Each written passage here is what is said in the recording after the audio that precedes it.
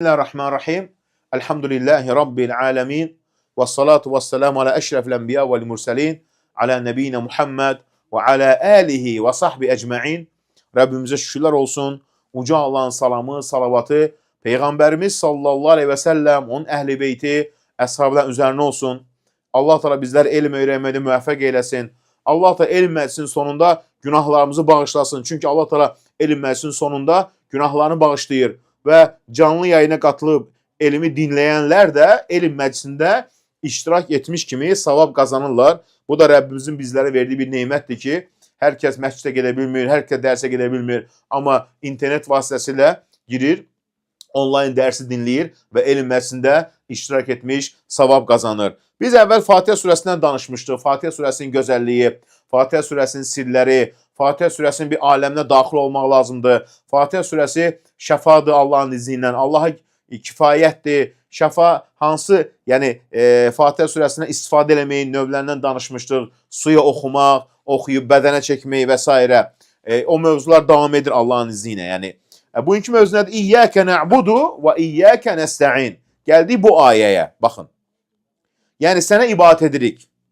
Yəni ayəsi Fatihə surəsinin qəlbidir. La ilahe illallah.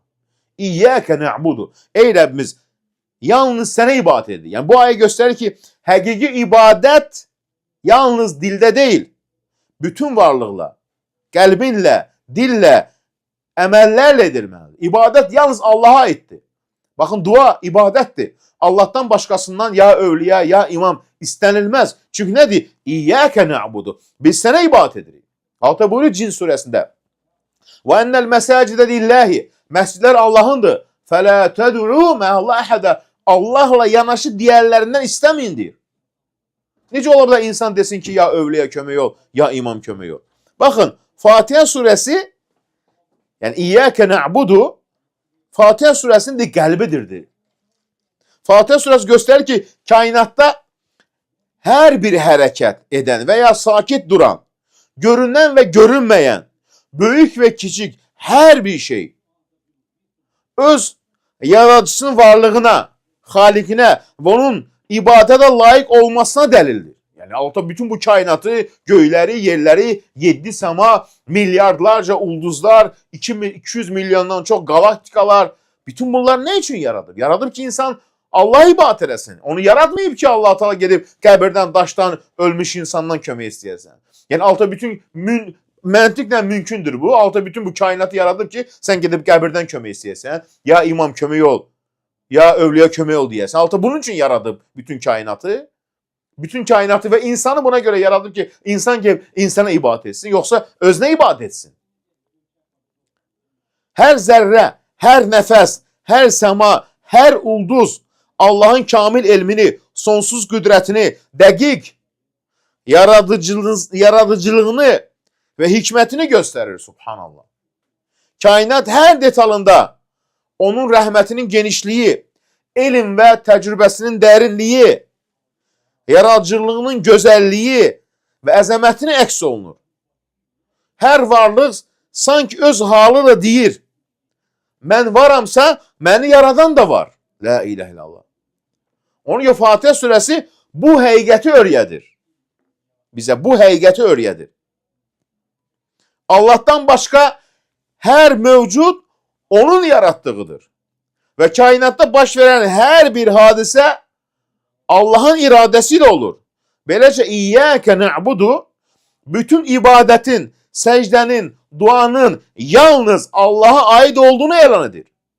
Və insan həqiqi qulluq şuuruna qaldırır. Yəni, İyyəkə nə'budunu oxuyan, necə deyək ki, ya övliya kömək ol, ya imam kömək ol, mənə evlad deyil, mənə ruzu ver. Və necə deyə bilər ki, filan övliya hacət qapısıdır. Subhanallah. Ona görə, bəli, təvhid məhz bu deməkdir. Yalnız Allah'a ibadət etmək, yalnız ondan kömək diləmək, yalnız ona boyun əymək. Təvhid, insanın bütün varlığı ilə İyyəkə nə'budu və iyyəkə nəstə'in deməsidir. Yəni, ey Rəbbim, yalnız sənə ibadət edirik və yalnız səndən kömək istəyirik. Subhanallah. Bu imanın əsası, qulluğun mahiyyəti və həyatın mənasıdır. Çünki təvhid insanın qəlbini, sözünü, əməlini yalnız Allaha yönəltmək, onunla heç kimi, heç nəyi Allaha şərik tutmamaqdır. İyyəkə na'budu bu deməkdir. Tevhid bütün varlığın hədəfidir. İnsanın yaranışının mənasıdır. Tevhid o an deməkdir ki, qəlbin yalnız Allahla döyünür. Ümidin yalnız onadır və heç kimin qarşısında deyil, yalnız onun huzurunda səcdəyə gedirsən. Tevhid azadlığın ən uca formasıdır. Çünki kim yalnız Allah'a ibadət edirsə, artıq heç bir gücün, varlığın, malın insanın əsiri deyil. Onun könlü yaratılmışlara değil, yaradanına bağlıdır.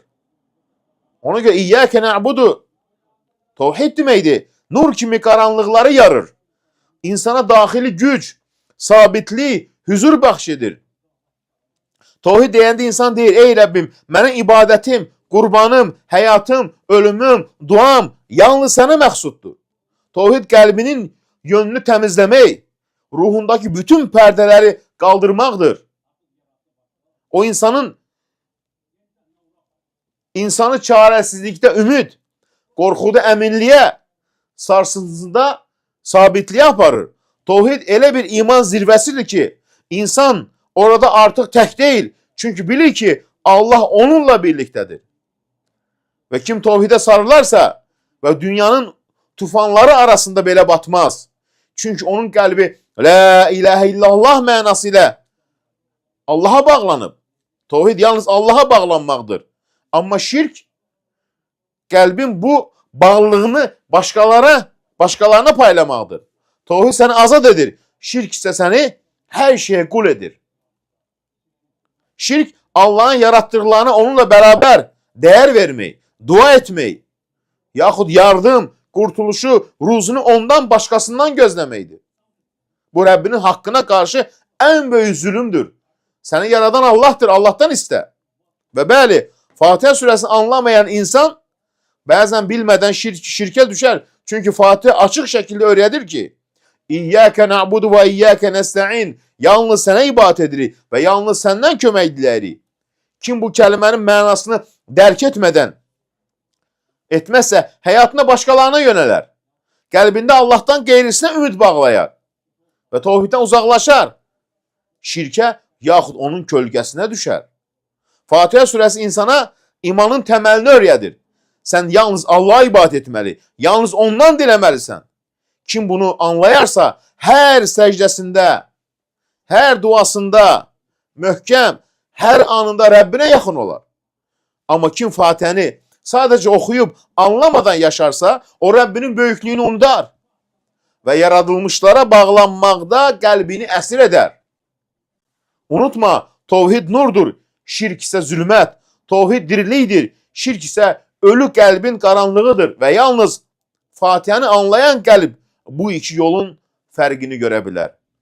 Əgər Rəbb Allah'dırsa, o yaradan, ruzu verən, dirildən öldürəndirsə və onun yaratmaqda, idarə etməkdə, hökm verməkdə heç bir şəriki yoxdursa, onda necə ola bilər ki, bəndə onun yaratdığı bir varlığı, daş, qəbir, dünyadan köçən salih insan, imam, övliyə və ya hər hansısa bir insanı Allah'la bir səviyyədə çağırır, ondan yardım, şəfa, bərəkət, qurtuluş istəyir. Necə ola bilər? Axı sən Fatihə surəsini oxuyursan. Bu, rubiyyət tevhidinə ziddir. Çünki yaradılmış heç kim Allah'ın qüdrətində, elmdə və idarəsində heç bir paya malik deyil. Allah buyurur, de.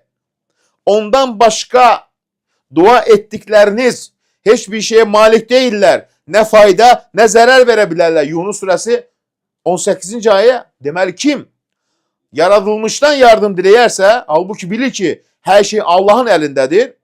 O ya tevhidi dərk etməyib, ya da şirkə aparan bir yanılma içindədir. Sən həyatda deyə bilərsən, gedək filan işimdə mənə kömək ol ey insan. Amma ölmüş insana, vəfat etmiş insana deyə bilməzsən, mənə ruzi ver, mənə yardım eylə. Əlbəttə biz ölülər üçün dua edə bilərik. Necə? Allah'ım günahlarını bağışla. Salih insanları xatırlayıb onlara rəhmət diləyə bilərik. Amma onlardan birbaşa istəmək, onları Allah'a vasitə kimi çağırmaq, bu artıq ibadətin yönünü dəyişməkdir. Bu sanki yaradılmışı Yaradanın yerine koymak kimidir. Çünkü yardım eden yalnız Allah'tır. Şafa veren yalnız Allah'tır. Koruyan yalnız Allah'tır. Ve eğer insan bu hakikati unutursa o zaman Fatiha'nın ruhunu İyyâke na'budu ve iyyâke nesta'in yalnız sana ibadet edirik. Yalnız senden kömək istəyirik. Bilmir bunu, itirib artıq bunu. Unutma, Rabbimiz təkdir, şəriksizdir. Ondan başqa heç kim, heç nəyə gücü yetməz.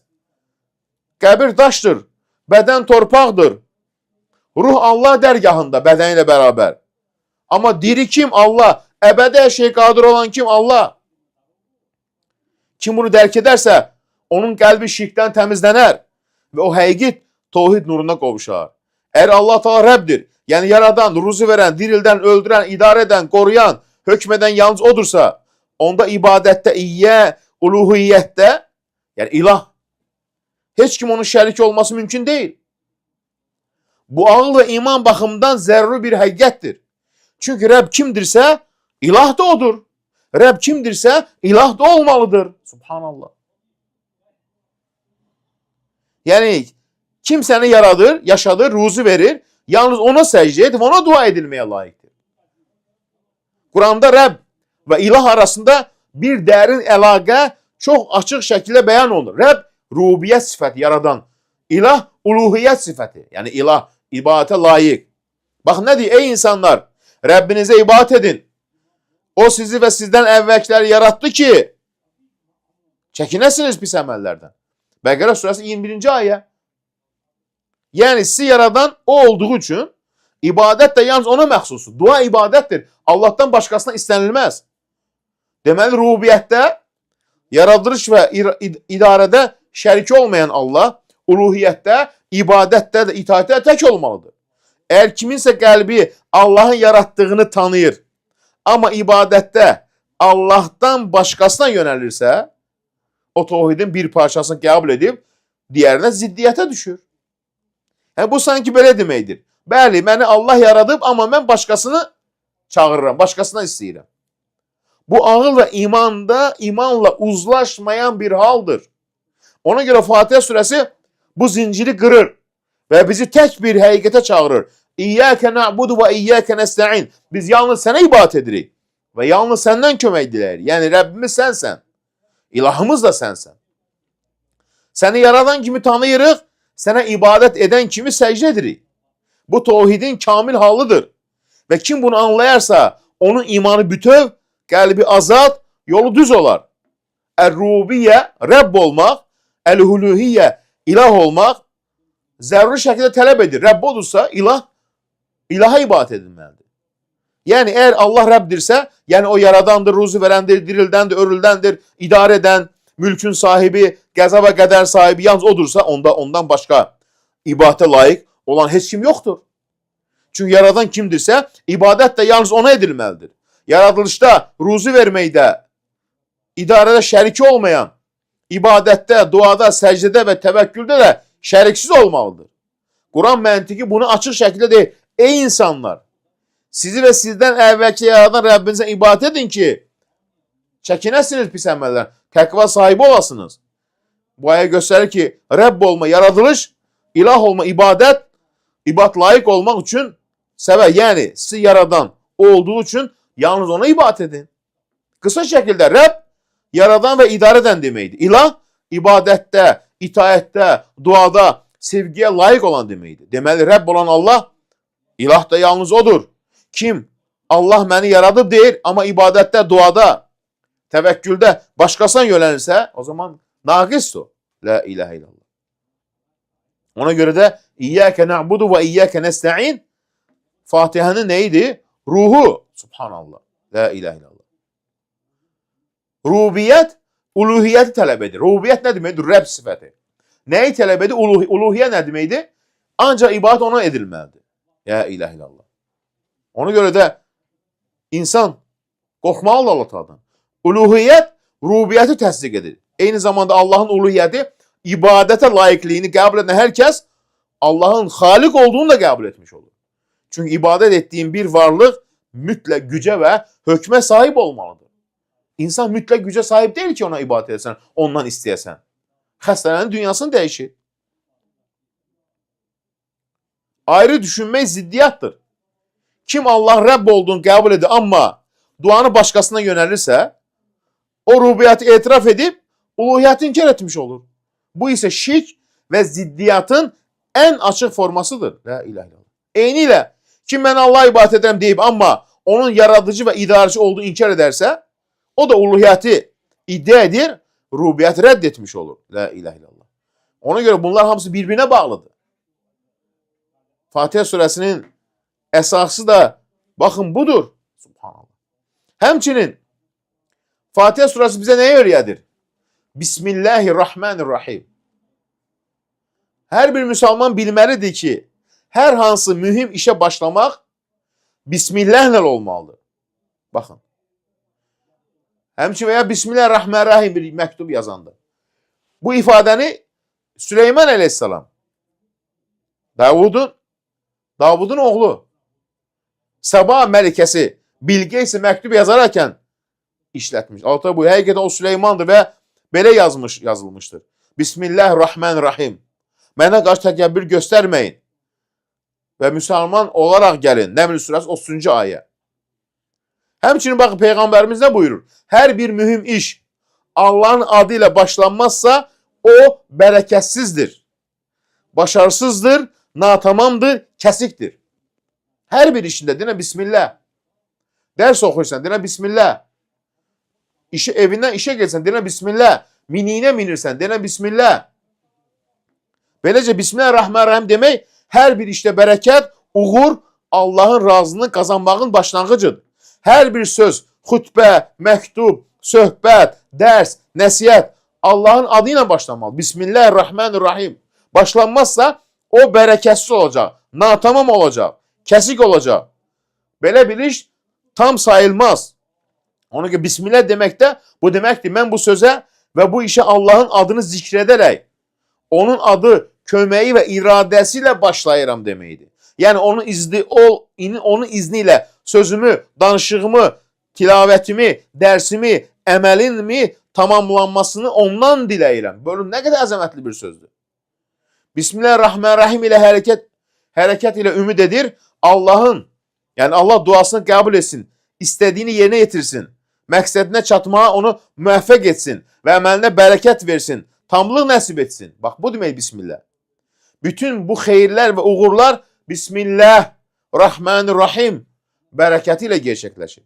Bu baxımdan Peyğəmbərimiz sallallahu məktubları, eyni qaydada Peyğəmbərimizdən sonra olan Raşidi xəlifələr, Əbubəkir, Ömər, Osman, Əli, onlardan sonra tabinlər, salihlər necə başlayardılar? Bismillahirrahmanirrahim. Eləcə bütün kitablar, əsərlər bu sözdən başlanılır. Bismillahirrahmanirrahim. Allah da Quran-ı Kərimə bununla başlayır. Çünki Allahın kitabına ilə başlayır? Birinci, Bismillahirrahmanirrahim. Rəhman və Rəhim olan Allahın adı ilə. Bismillah sözünə elə bir bərəkət vardır ki, onun dərinliyini yalnız Allah bilir. Hər bir insan onun bərəkətini hiss edə bilər. Məsələn, əgər bir qul yeməyə başlayarkən Bismillah deyərsə, şeytan həmin yeməyə şeytana haram olar. Şeytan şərik olmur. Əgər evə daxil olarkən Bismillah deyərsə, şeytan o evdə gecələmək haram olur şeytana. Evə girə bilmir. Evdən qapıya girsən, Bismillahla gir. Evdən çıxırsan, Bismillahla çıx. Bismillah deyərsə, şeytan o evə girməz. Həmçinin insan ayaq yoluna girməmişdən əvvəl nə deyirsən? Bismillah. Girməmişdən əvvəl. Allahumma inni a'udhu bikə minəl xubthi vəl xəbəith. Allahın izlə qorunar. Cinlər, şeytanı onu görmürlər o zaman. Cinlər, şeytanların gözü də sənə dəyim. Amma sən girirsən duş almağa, soyunursan, ola bilsin cin, şeytan sənə gözü dəysin. Amma nə desən? Bismillah. Girməmişdən əvvəl. Hamam, tuvalet. Girməmişdən əvvəl deyirsən Bismillah. Allahumma inni a'udhu bikə minəl xubthi vəl xəbəith. Yəni dişi və erkək cinlərin şərrindən sənə sığınıram deməkdir. Ona hər misal insan evə gəlmirsən, paltarını çıxarkən Bismillah de. O zaman nədir? Şeytan səni görməyəcək. Pərdə olur aranda. Ona görə nə deyir? Baxın, İbn Məsuddan gələn rivayətdə. Kim Allahı, onu cəhənnəmin 19 cəza mələkləri, zəbanilər mələyindən qurtarmasını istəyirsə, Bismillahirrahmanirrahim oxusun. La ilahe illallah. Baxın, nə deyir Bişir Hafi? salihlərdən birisi. Yerdə bir parça kağız gördü. Kağızda Bismillahirrahmanirrahim yazılmış. Yerə atmışlar. Ona görə Allahın adı yazılan, Quran ayı yazılan kağızı yerə atmaq olmaz. Zibilə atmaq olmaz. Onu yandırmalısan. Neynədi? Həmin kağızı götürdü. Təmizlədi. Ətir də vurdu. Sonra neynədi? Yüksək bir yerə qoydu. Subhanallah. Sonra yuxuda gözəl yuxu gör. Bir səs ona belə dedi. Ey Bişir, sən bizim adımızı ucaltdın və gözəlləşdirdin. Biz də sənin adını dünyada və axirətdə ucaldacaq. La ilahe illallah. Razinin təfsirində gəlir. Möhtəşəm bir şey. Ona görə Allahın adı yazılan kağızı yerə atmazlar. Atacaqsansa yandır onu. Baxın, nə deyir Ədir Adəman, Allah ona razı olsun. Bismillah haqqında belə deyir. Bismillah hər bir dərdin şəfasıdır və bütün çətinliklərə qarşı köməkdir. Qurtubin təfsirində gəlir rivayət. Subhanallah. Hər şey Bismillahla başlayır. Hər şeyi. Buna görə də həyatımızın bütün işlərində Bismillah deməyə diqqət etməliyik. Çünki bu kəlməyə daim riayət etmək insana böyük bir qorunma, bərəkət və möcüzəvi kifayət bəxş edir. Əgər bir az dərindən düşünürsənsə, görərsən ki, Bismillah ifadəsi müsəlmanların həyatında bənzərsiz bir şəkildə təkrarlanır. Bu təkrarlarda qəribə və dərin bir hikmət vardır. Hətta ruqyanı belə Cəbrail əleyhissalam Peyğəmbərimizə sehrə qarşı, caduya qarşı nə elədi ruqyanı? Bismillahi urqik. Allahın adı ilə səni ruqya edirəm deyir. Bax, nə möhtəşəm bir şeydir. Ona görə hər bir işin başlanğıcında sanki rəsmi bir təqdimat fərmanıdır. Əslində Bismillah kainata yönəlmiş ümumbəşər bir ismarişdir. Bütün insanlara bildirir ki, insanın hər əməli rəhmətdən qaynaqlanmalıdır. Rəhmanın adı ilə başlamalıdır. Bu səbəbdən Quran-ı Kərimdə Bismillahirrahmanirrahim ifadəsi 114 surədən hamısının əvvəlində, yalnız Tövbə surətindən başqa hamısı da təkrarlanmışdır. Bu Allahın rəhmətinin və mərhəmətinin Qurandakı əsas mövzu olduğunu göstərən böyük bir işarədir. Elə isə qul Bismillah sözünü söylədikdə o an Bismillah deyirsən. Allahın adıyla. Hansı ad? Allah, baxın. Allah adı ilə başladı.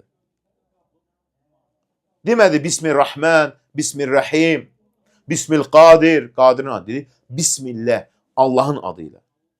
Çünki Allah ucalığın və kərəmin sahibi olan varlıqdır, zatdır. Və onun mübarək ən böyük adıdır. Onu görsən duaların əvvəl deyəndə ki, Allahümmə, ey Allahım deyəndə, əslində deyirsən ki, Allahım sənin bütün adlarından istəyirəm. Çünki Allahın bütün əsma-i hüsnə gözəl adları bu ada bağlı. Ona görə Allah sözü Allahdan başqa heç kimsəyə deyilməz. Allah özünü bizə bu əzəmətli adla tanıtmışdır. Amma insanın təbii düşüncəsi burada yeni bir sual doğura bilər. Əgər Bismillah deyirik, bəs bu Allahın hansı sifəti ilə?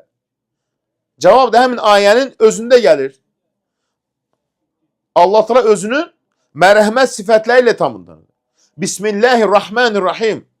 Yəni, rəhməti bütün məqsədləri, vasitələri, başlanğıcları və sonları, hökm və qaydanı əhatə edən Rəbdir. Hər bir şey əhatə etmişdir. Bismillahirrahmanirrahim həm adla tanıma, həm də sifətlə dərk etmə ayəsidir. O mərhəməti ilə bütün varlığı bürüyən Allahdır. Onun ki, bu Fatihə surəsinin ilk ayəsi olan Bismillahirrahmanirrahim açıq şəkildə görünən ilahi bir tərifdir. Allahın uca sifətləri də əslində Fatihədə zikr olunan 3 əsas sifətə qayıdır. Rəhmət, rububiyyət, Rabbul Ələmin, mülk, Məlik Yevmiddin, yəni mülkiyyətə sahib olan, qiyamət günün və dünyanın sahibi. Lakin bu uca sifətlərin ən böyüyü və əsası rəhmət sifətidir. Çünki bu sifət Quran-ı Kərimin bir çox surələrin başlanğıcında təkrarlanır. Bismillahirrahmanirrahim. La ilahe illallah. Onun ki, İslamın rəhmət anlayışının gözəlliyini göstərən mühüm həqiqət budur ki, rəhmət təvhidlə yanaşı zikr olunur. Yəni Allahın birliyi və onun rəhməti bir-birindən ayrılmaz həqiqətdir. La ilahe illallah deyən insan necə Allahdan başqasına rəhmət unar? Onun ki, İslamda təvhid və mərhəmət eyni nurun iki parıltısı kimidir. Kainatın yaradışının xüsusiyyətləri və mövcudluğun məqsədi təvhiddir. Yəni Allahın birliyini tanımaq, Ona ibadət etmək. Lakin bu tövhid qəzəb və intiqamla deyil, rəhmət və mərhəmətlə müşahidə olunur. Subhanallah. Yəni bu məna Quran-ı Kərimin ayələrində təkrar vurğulanır. Ona görə də Bismillahirrahmanirrahim kəlməsində həyatı dəyişdirən dərin mənalar var. Çünki Bismillah insana bildirir ki, kainatın əsası, yaradanın insana olan əlaqəsi rəhmət üzərində qurulmuşdur. Subhanallah. Elə bu səbəbdən Bismillahirrahmanirrahim həm də müşriklərə və üçlüyə inananlara cavabdır. O kəslər ki, Allah haqqında Allah üçdür dedilər nəsranilər. Allah buyurur, həqiqətən Allah üçdən biri deyənlər kafir oldular. Halbuki tək bir ilahdan başqa ibadətlə haqq məbud yoxdur. Suallar dəstdən sorudur. Mən danışa necə suallarını cavablandırım? Belə ki, Bismillah həm tövhidin elanı, həm də rəhmətin təcəllisidir. Kainatın hər bir hərəkəti, başlanğıcı və məqsədi bu iki həqiqətdə izah olunur. Beləcə, Allah Bismillahirrahmanirrahim kəlməsində öz böyük adı olan Allah, yəni bütün adların və sifətlərin mənbəyini Ər-Rahman və Ər-Rahim sifətləri ilə birləşdirmişdir. Bu ifadə azmışların ata, oğul, ruh, qudus deyərək Allahdan başqa İsa Peyğəmbəri Allah deyənlərə bir nədir? Cavabdır. La ilahe illallah. Hansı ki Allah təkdir. İlah birdir. Onun adlarının çoxluğu varlığın çoxluğu deyil. Əksinə bir olan Allahın sifətlərinin müxtəlif təzahürləridir. Ona görə Bismillah tövhidin bəyanı həm də Allah üçdür deyən batıl inanclara cavab olaraq nazil olmuşdur. Subhanallah. La ilahe illallah. Ona görə də nədir? Əzəmətli bir nədir? Surədir və ona görə hər zaman nədir? Bütün işlərini Bismillah ilə başla. La ilahe illallah. Ancaq Allaha sığın. Əuzu billah nə deməkdir? Bax, Bismillah Allahın adı ilə. Əuzu billah Allaha sığınıram. Orada da əuzu billah Allaha sığınmaq da Allahın bu adı ilə gəlir. La ilahe illallah. Subhanallah. Gör nə burada nə gözəl bir nədir? Fayda var. La ilahe illallah. Yəni əuzu billah Allaha sığınma nə deməkdir? Yəni mən zəifəm. Şeytandan ancaq sənin köməyinlə qoruna bilərəm. Amma Bismillahirrahmanirrahim nə deməkdir? Yəni amma sənin də rəhmətin genişdir ey Rəbbim. Sənə qarşı ümidliyəm. Ona görə istiad, əuzu billah qaçışın ən gözəl forması nədən? Şeytandan qaçışın. Günahlardan, şeytani meyillərdən, nəfsani çirkinliklərdən və ruhi kirliliklərdən Allaha tərəf qaçmaqdır. Bəsmələ isə, Bismillah isə bu qaçışdan sonra ilahi kömək, güc ilə qüvvət tapmaqdır. La ilah. İnsanın düşməni olan şeytana, şeytan və nəfsi ilə mübarizədə Allaha sığınmaq onun adı ilə güc tapmaqdır. La ilah. Ona görə istiadə, əuzu billah, təmizlik, təslimiyyət, Bismillah isə sevgi və başlanğıcın nurudur. İkisi bir yerdə mükəmməl bir ibadət yaradır. La ilahe. Ona görə hər bir işində nədir? Bismillah sözün dilindən düşürmə. Subhanallah. Ona görə nədir Peyğəmbərimiz sallallahu əleyhi və səlləm? Bismillahsız başlanan hər bir iş əqta, bərəkətsizdir. Yemək yeyərkən Bismillah unutma. Gecə yatarkən Bismillah hər bir şey. Hər bir iş Bismillah Allahın adı ilə. O zaman bərəkət yağacaq sənə. İşin rahatlaşacaq.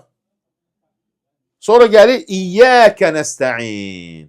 İyyəkə nə'budu, biz ancaq sənə ibadət edirik. Sonra gəlir İyyəkə nəstəin. Subhanallah. Yalnız səndən yardım dilir ifadəsi bizə öyrətdi ki, yardım istəmək, istəanə həyatın büdrəmələrindən, keçmişin məyusluqlarından və gələcəyin sınaqlarından nicat ipidir. İyyəkə nəstəin. Fatihə surəsi mənə anlatdı ki, biz Allaha yalnız çətinliklərdə deyil, öz nəfsimizlə mübarizədə də ondan yardım diləyirik. Biz onun köməyinə sığınırıq. Büdrəməyimizdə, ümidimizi itirdikdə, qorxduğumuzda və arzuladığımız gələcəyə addım atarkən İyyəkə nəstəin. Çünki ümid tükənəndə o yardım edəndir. Qəm və kədər bürüydükdə o cəbbardır, qəlbləri bərpa edəndir. qorxu yaxaladıqda isə o bizimlədir. Bizi himayə edən və əhatə edən bir Rəbdir. Nə qədər ki biz hər anda, hər işdə yalnız ondan yardım istəyirik, biz daim onun mühafizəsində, qayğısında və mərhəmətində yaşayırıq. Yardım, güc, təsir, xilas yalnız Allahdandır. Onun xaricində heç kəsin müstəqil gücü yoxdur. La ilahe illallah. Ona görə insan düzgün anlamalıdır bunu. İyyəkə nəstəin tevhidin əməli tərifidir. Bu ayə tevhidin ən saf təzahürüdür. İman yalnız dillə deyil, həm də qəlblə və davranışla təsdiqlənir. İyyəkə nəstəin. Yəni ancaq səndən istəyirik, ancaq sənə təvəkkül edirik. Ya Rab, mən səndən başqa heç kəsdən kömək istəmirəm. Çünki bilirəm ki, güc yalnız səndədir. Hər şey sənin iradənlə olur. Nə qədər mənalar var.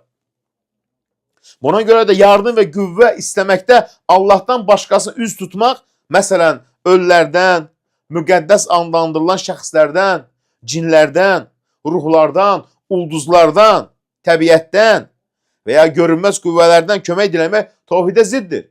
Deyir, hansı bücdənsən? Elə bilir ki, bürc ona filan bücdətsə günü yaxşı olacaq.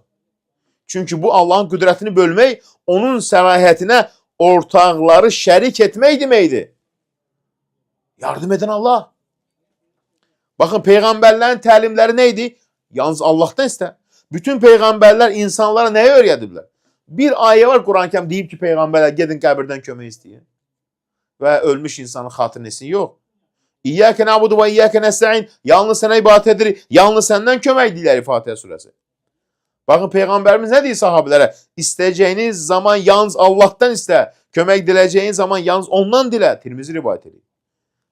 Bu deməkdir ki, insan vasitə ki, kimdənsə kömək istəyə bilər. Həyatda, misal üçün, həkimin yanına gelsən, müəllimin yanına gelsən, bir şey öyrət. Amma yenə də nədir? Bu səbəbdir. Səbəbin də sahibi kim? Uca Allah Teala. Şəfa verən kim? Uca Allah Teala. Amma öləndən sonra salih insan vasitə tutma, bu Allah şərik qoşma olur. Baxın, Allahdan qeyrisindən istəmək niyə təhlükəlidir? Çünki bu, yavaş-yavaş insanın qəlbində şirk toxumlarını əkir. Yəni bu da təsir edə bilər. Sonra neyini? Filan kəs ruhu mənə yardım edər kimi düşüncələr. Bu düşüncə insanın Allaha olan təvəkkülünü zəiflədir. İman nurunu bulandırır. Allah Teala buyurur, kim Allahdan başqasını üstlərsə, onun istəyi heç bir fayda verməz. O sanki əllərini suya uzadan kimidir. Su ağzına çatmaz. La ilahe illallah. Ra'd surəsi 14-cü ayə. Yəni Allahdan qeyrisinə yönəlmək boş bir əməldir. Nəticəsiz bir çağırışdır. Gerçək kömək, qüvvə hardandır? Hər şeyin mənbəyi olan Allahdan. Ruzu verən odur, şəfa göndərən odur, hidayət verən odur. Qəlbə səbir və arxanlıq verən odur. Odur, İyyəkə nəstəin. Deməklə biz bir əhd bağlayırıq sanki. Ey Rəbb, mən sənin bəndənəm. Mənə nə güc, nə ruzi, nə xilas verə biləcək başqa bir məxluq yoxdur. Mən yalnız sənin yardımına möhtacam. Nəticə, istənilənin şərəfi. Yəni, insanın şərəfi, Allah dəyəri yalnız Allaha yönəlməsindədir. Kim onun qapısını döyürsə, zəlil olmaz. Kim ondan diləyərsə, peşman olmaz. Kim ona arxalanırsa, sarsılmaz. İyyəkə nəstəin, müminin sığınacağı, qalası və şərəfidir. Çünki bu sözlə insan həm öz acizini etiraf edir, həm də Allahın qüdrətinə tam təslim olur. Salih insanlar Allah dərgahındadır. Lakin müstəqil qüdrət sahibi deyirlər. Baxın, nə gözəl bir söz. Sən desən ki, övliya mənə kömək olur, iman mənə kömək olur.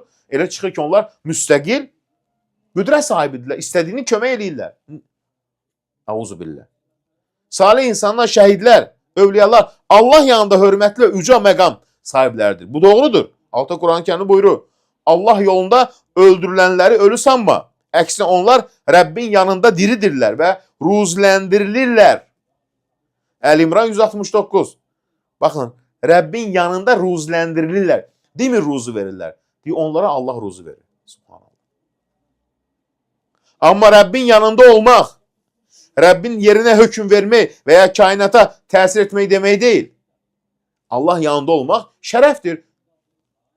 Onlar bəndədirlər. Allahın izni olmadan heç bir şey malik deyirlər. Qiyamət günü şəfaət verə bilməzlər sənə. Həmçinin bərzəx aləmi, baxın. İnsan ölür, gedir bərzəx dünyasına.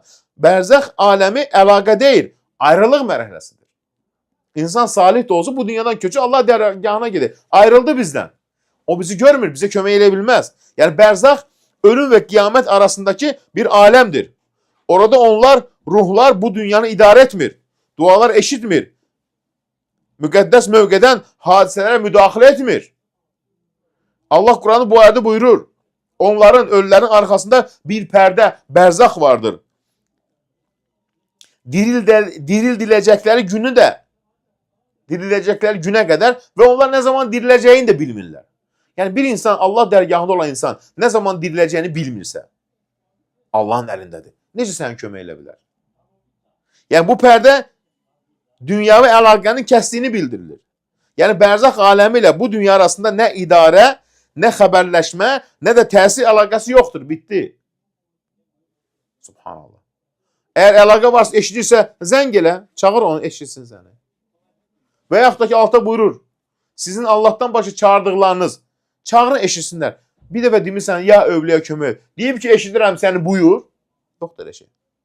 Ya imam kömək ol, deyib eşidirəm səni. Deyib, deməyib, deyə də bilməz.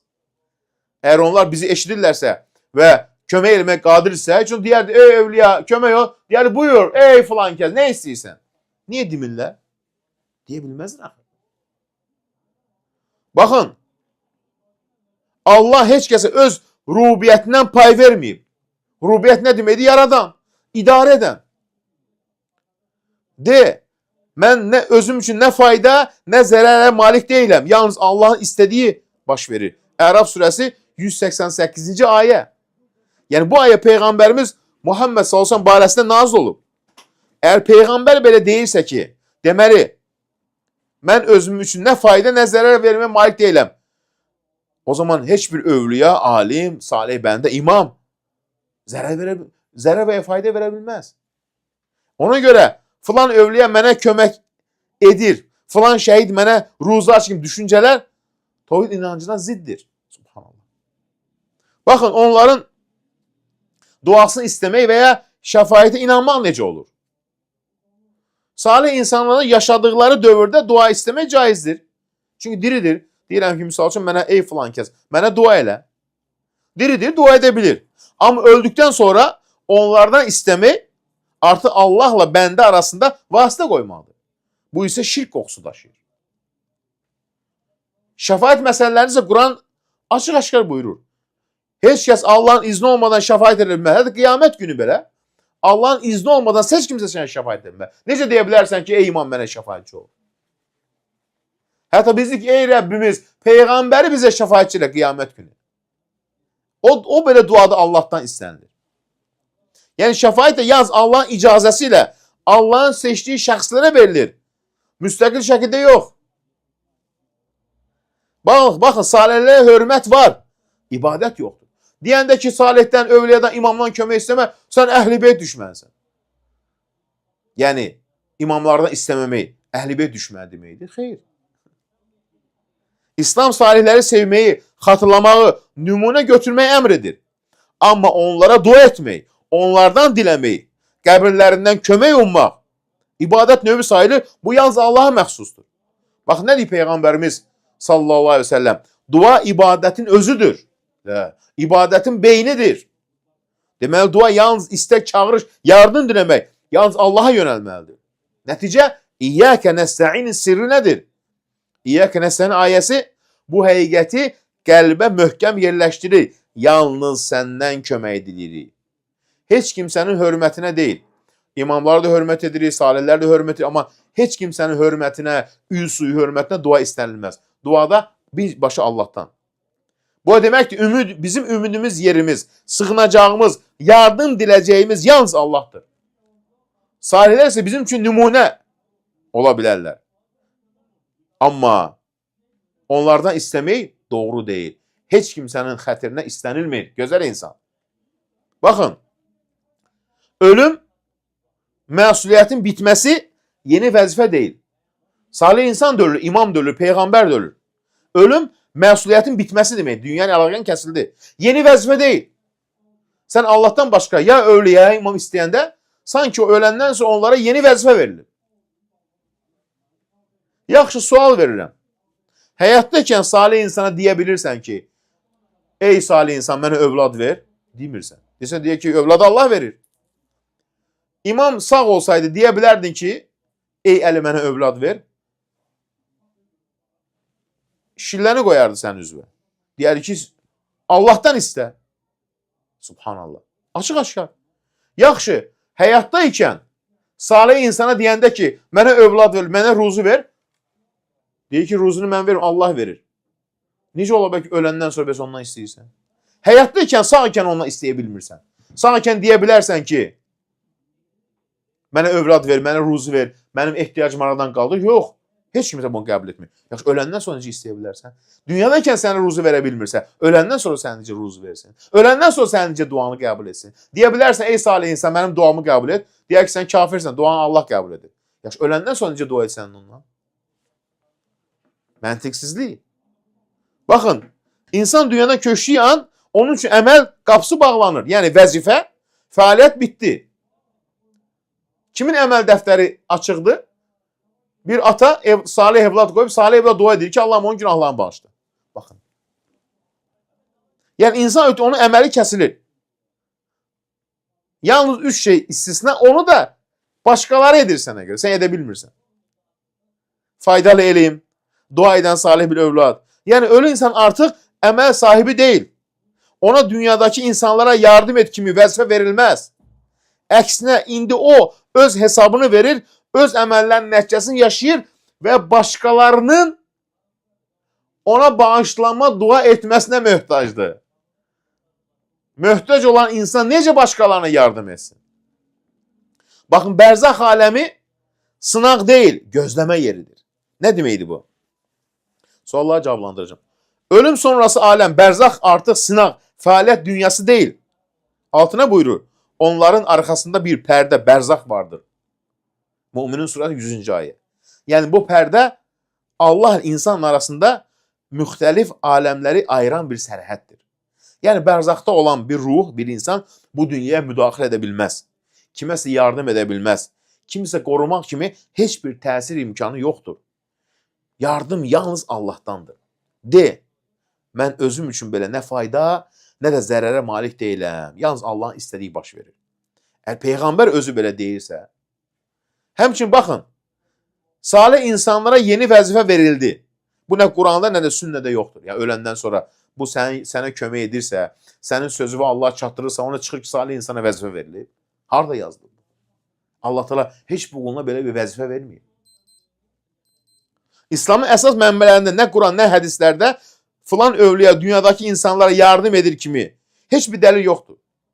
Bu sonraki əsrlərdə yaranmış inanclar və şirkə bir qapı açır. Allah buyur, onlar Allahdan başqa özlərinə nə zərər, nə də fayda verə bilən şeylərə dua edirlər, ibadət edirlər. Yəni belə incə, istər o mənə şəfa ver, istər məni qoru deyilsin, təvhid inancına ziddir. Baxın, Allah salihləri sevir, amma onları vasitəçi etməyi qadağan edir. Vasitə nə deməkdir Allahla insan arasında? İbadət, dua. Vasitə ola bilər, deyərəm, gedək, sən filan həkimi tanıyırsan, gedək o mənim yanına. Amma öləndən sonra salih insan, Allah sənin aranda vəzifəsi yoxdur axı. Vasitə ola bilməz axı. Və belə şey verməyib axı insana. Çünki Allah Teala səndən birbaşa sənin dualarını eşidir. Allahın ehtiyacı var vasitəyə. Allah salih bəndəni sevir, amma onların adını ucaldır, xatirəsini əziz saxlayır. Amma onların vasitəsilə dua etmək, yardım diləmək, filan övliyə mənə yetişsin demək artıq vasitəçilə ibadəti qarışdırmaqdır. Allah buyurur, de, biz onlara yalnız bizi Allah'a yaxınlaşdırmaq üçün ibadə edirik dedilər. Halbuki Allah aralarında hökm verəcək. Zümer 3-cü ayə. Məkkə müşriklər demir ki, bütlər yaradır. Deyirlər ki, onlar bizi Allah'a yaxınlaşdır. Allah da nə nədir? Yanlışdır bu. La ilahe illallah. Həqiqi vasitə nədir Allahla vasitə, vəsilə? Dua, Quran, salih əməl. Bizim Allah əlaqəmiz üçün vasitə ölülər deyil. Duamız, Quran oxumaq, salih əməllərdir. Subhan, baxın, nədir Peyğəmbərimiz? Allah sizin surətlərinizə və mallarınıza, mülkünüzə baxmaz. Amma qəlblərinizə və əməllərinizə baxar. Nəticə, salih insan şərəf sahibidir. Amma Allahın yerini keçməz. Salih Allah yanında hörmətli məqam sahibləridir. Lakin ilah deyirlər. Onlar dünyanı idarə etməzlər. Yardım paylamazlar. Dua eşitmə güclərinə malik deyirlər. Bir sapıq sofinin biz çıxıb deyir ki, öləndən sonra övliyası deyir, hələ də tasarruf sahibidir. O bizi görür, bizim ehtiyacımızı aradan qaldırır. La ilah. Allaha nə qaldı o zaman? Elə edirdisə ölməzdi də. Bastıranda qəbrin başına ağlayırdılar ki, ey Mahmud Əfəndi, Allah sənə rəhmət eləsin. Bir həftə sonra ki, Mahmud Əfəndi bizə kömək ol. Və bir rəhmət diliydin ona. Onlara hörmət, sevmək, dua ilə xatırlamaq, nümunə götürmək olar. Amma onlardan kömək istəmək, çağırmaq, qoruma ummaq artıq Allaha aid olan bir şeyi başqasına verməkdir. Allah təkdir, hökm onundur. De, hökm yalnız Allaha məxsusdur. O haqqı buyurur, o hökm verənlərin ən xeyirlisidir. Ənam surəsi 57-ci ayə. Subhanallah. Hətta qiyamət günü belə vasitəçilik Allahın izni olmadan heç kimsə sənə vasitə şəfaatçı ola bilməz. La ilahe illallah. Qiyamət günü belə. İndi bu dünyada heç bir ruh, övliya, vəfat etmiş salih insan sənə şəfaat edə bilməz, yardım edə bilməz. Qiyamət günü isə Allah Teala peyğəmbərlər, mələklərin şəfaəti var. O da müvəqqəti və məhduddur. Allah razı qaldığı şəxslə icazə verəcək. Mən müstəqil olaraq kimə istəyirəm şəfaət edirəm, yoxdur elə bir şey. Yəni bu Allahın mülkündə, mülkü ona aiddir, mülkünü heç kimsəyə verməz Allah. La ilahe illallah. Vasitəçilik, şəriklik fərqlidir. Bəzən biz övliyalardan kömək istəyirik, çünki onlar Allah aramızı vasitəçidir. Amma bu fikir şirkdir. Allah Teala buyurur, biz onlara yalnız bizi Allah'a yaxınlaşdırmaq üçün ibadə edirik dedilər. Zumar 3-cü ayə. Amma nədir? Batildir. Bu, qədim müşriklərin sözdür. Yəni, vasitə adı altında Allahla bəndə arasında bir məxluq qoymaq əslində təvhidi pozmalıdır. Çünki Allah buyurur, mən bəndəmə ondan şah damarından daha yaxınım. Əgər Allah bu qədər yaxındırsa, bizi görür, eşidirsə, niyə vasitə qoyursan ki? Və sonra nə deyirlər? Onun ki, vasitə qoyur, mən günahkaram, Allah məni qəbul etmə, onun vasitəsilər. Kim deyir ki, Allah əksən deyir ki, ey deyir öz nəfsinə, günahlar zülmədən qullar deyir. Allah heç kəsə mülkünü bölməyib, baxın. Göylərdə və yerdə şəfaət yalnız onundur. Yəni, sən Allahdan başqa kimdənsə ölmüş ruzu istəyirsənsə, elə çıxır ki, Allah mülkünü bölüb də. Sən bunu ver insanlara payla, sən bunu ver insanlara payla. Əstəğfurullah. Ona heç bir şərik yoxdur. Ənam surəsi 163-cü ayə. Yəni, bu ayələr sübut edir ki, Allah nə mülkünü, nə hökmünü, nə də vasitəçi haqqını heç kəsə paylaşmayıb. Heç bir övliya, peyğəmbər və ya mələk müstəqil təsir gücünə malik deyil. Salihlər hörmətlidirlər, amma bəndələrdir. Biz salih insanı sevirik, amma hörmət edirik. Amma onlardan kömək istəmirik. Subhanallah. Kim dua ilə Allah'a yönələrsə, Allah ibadət edir. Kim dua ilə məxluqa yönələrsə, ibadəti səhv yerdə yönəlir. Yəni, Allah qeyrisinə vəzifə, pay, səlahiyyət vermir. Salih insan vəfat edəndə yeni vəzifə almır. Onun əməli bitir. Allah heç kimə dünyanı idarə et deməyib. Bütün qüdrət, idarə Allaha aiddir. La ilahe illallah. Allah təkdir, şəriki yoxdur. Salihlər onların sevdiyi bəndələrdir. Amma onlar da aciz bəndələrdir. Allah öz mülkündə ortaqlıq etməz. Öz qüdrətindən pay verməz. La ilahe illallah. Ona görə nədir? Baxın, bir gün təvhid əhli olan avam bir insan Allahdan istəyir. Sadə bir adam yanına Allah'a şərik qoşan, amma elmi olan biri gəlir. Alim olur öz sahə üzrə. Deyir ki o avam insana, siz Allah dostlarını kiçik düşürürsünüz. Allah dostlarını təhqir edirsiniz. Sadə adam soruşdu. Niyə biz Allah dostlarını təhqir edirik ki? Alim dedi, o batil alim. Çünki siz onlardan bir şey istəmirsiniz. Halbuki Allah Kur'an'da buyurur. Allah yanında öldürülənləri, Allah yolunda öldürülənləri ölü sanma. Onlar Rəbbinin yanında diridirlər və ruziləndirilirlər. Deməli, onlar diridirlər, onlardan istəmək olar. Allah'a şərik qoşanların dəlili. Sadə adam, baxın, fitrət üzərinə. Dedi, Allah ayədə nə buyurur? Hələ bu olan alimidir. Deyir ki, Allah yanında olan övliyalar, şəhidlər ruzu verirlər, yoxsa ruzu alırlar. Deyir ki, xeyr, ruzu alırlar. Yəni, Allah onlar ruzləndirir. Gör nə cavab verir. Onda mən ruzu verən Allahdan istəyirəm. Ruzu alan adamlardan deyil. Çünki onlar da Allaha möhtacdır. Onların alimdir, sustu deyir, üzünü çevirib getdi. Nə gözəl ayə. Bu ayəni dəli gətir bəzi. Allah dərgahını diridirlər. Tamam diridirlər. Nə deyir? Ruzləndirilirlər. Allah ruzu verir. Demir ki ruzu verirlər. Elə mən ruzu verəndən istəyirəm də ruzu alandan nə istəyirəm? Subhanallah. Ən gözəl cavab. Allah bizim sonumuzu gözəl eyləsin. Allah təala bizləri təvhid əqidəsindən ayırmasın. Allah təala bizləri şirk əhlindən qorusun. Allah təala dualarımızı qəbul eləsin, sıxıntılarımızı aradan qaldırsın. Kimin nə ehtiyacı varsa Allah təala ehtiyaclarını versin. Yəni kimin bir problemi varsa Allah təala problemini aradan qaldırsın. Rəbbimiz borcu olandan borcunu ödəməyə yardım eyləsin. Uca Allah Teala övladı olmayanlara salih övlad bəxş eləsin. Allah Teala övladlarımızı salih qullarına eyləsin. Allah Teala bizləri hər zaman xeyir işlərə müvəffəq eləsin. Allah da dünyasını dəyişən valideynlərimizin məkanını cənnət eyləsin. Allah Teala həyatda olan valideynlərimizin ömrünü uzun, xeyirli, bərəkətli eyləsin. Evlənməyən subaylara Allah Teala gözəl ailə qurmağı nəsib eyləsin. Ailələri Allah Teala möhkəm, güclü eyləsin. Boşanmaq kimi fitnələrdən qorusun. Ailələrdə daim sabitlik olsun. Allah Teala ruzumuzu bol bərəkətli eyləsin. Allah Teala bizləri cənnət əhli eyləsin. Allah Teala bizləri bu dünyadan köçərkən La ilahe illallah Muhammedən Rasulullah şəhadət kəlməsi ilə dünyadan köçməyi nəsib eyləsin. Allah Teala sonumuzu gözəl eyləsin. Allah Teala bizi, ailəmizi şirkdən, bidətdən, deisizm, ateizm kimi batil inanclardan qorusun. Allah Teala bizləri bu dünyadan köçənə qədər sabit eyləsin iman üzərində. Allah Teala bu gözəl vətənimizi qorusun. Əmin-amanlığımız daimi olsun. Allah Teala əskərlərimizi qorusun, sağ-salamat ailələrini qovuştursun. Allah Teala şəhidlərimizə qəni-qəni rəhmət eyləsin. Allah Teala xəstələrimizə şəfa versin. Allah Teala bizlərə də şəhid olma nəsib eyləsin. Allah Teala ölkə rəhbərimizi qorusun, işlərini müvəffəq eyləsin.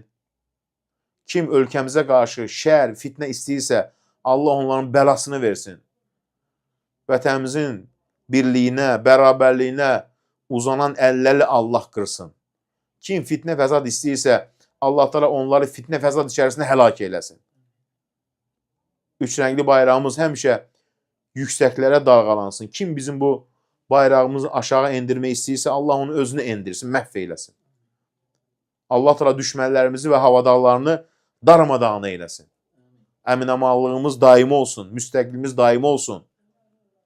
Kim bu vətənimizə fitnə istəyirsə, vətənimizi parçalamaq istəyirsə, birliyimizi, bərabərimizi parçalamaq istəyirsə, Allah onu özünü məhv eyləsin. Amin.